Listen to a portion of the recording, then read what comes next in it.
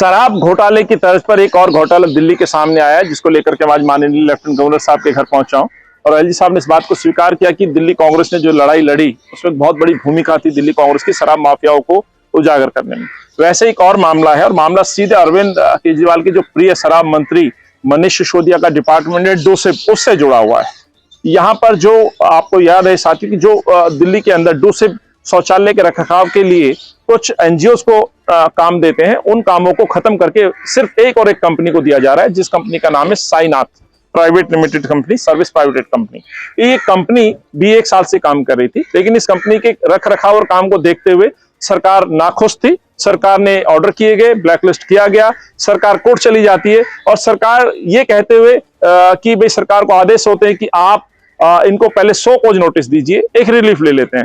लेकिन ये Sainath service private limited के जो डायरेक्टर्स हैं, ये मालिक के दरबार में जाते हैं और वहां जाकर के इतने नजदीक हो जाते हैं कि जो कंपनी कुछ टॉयलेट्स ब्लॉक नहीं संभाल पा रही थी, उसको पूरी दिल्ली का टेंडर दे दिया जाता है।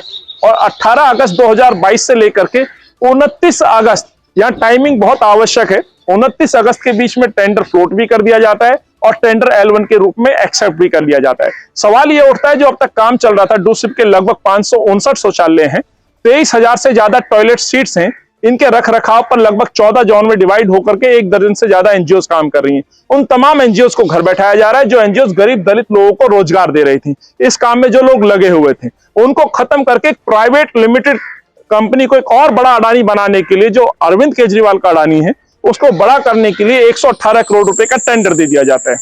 जो काम 42 करोड़ रुपए में हो रहा था, वो टेंडर 118 करोड़ रुपए। इसमें खामियां हैं टेंडर प्रोसेस की, इसमें खामियां हैं ब्लैक लिस्टेड कंपनियों को काम देने की, जिसको लेकर के आज हमने ये पूरी कंप्लेंट माननीय लेफ्टिनेंट गवर्नर साहब को दी है, तमाम साक्ष्यों के साथ दी है। और मैं कहना चाहता हूं, लगभग 50 करोड़ रुपए का घोटाला है, जो मनीष सिसोदिया ने अपने कर्मचारियों के साथ मिलकर दबाव के साथ इस कंपनी को टेंडर दिलाने का काम किया है। ई टेंडरिंग से हटा करके जैम पोर्टल पे ट्रांसफर कराना, टेंडर प्रोसेस कराना, जिस जैम पोर्टल पर और कोई टेंडर लेने वाला और कोई प्लेयर नहीं था, या यूं कहें और कोई कंपनी नहीं थी, वहां पूरी छूट दी गई कि इस ब्लैक लिस्टेड कंपनी को काम दिलाया जाए। और मुझे लगता है उस साजिश में ये लोग कामयाब हुए, लेकिन वर्क ऑर्डर नहीं हुआ है। उससे पहले हमने आज ये भ्रष्टाचार की जो पूरा लेखा जोखा है, जिसका साक्ष्य मैं आपको दिखा रहा हूं।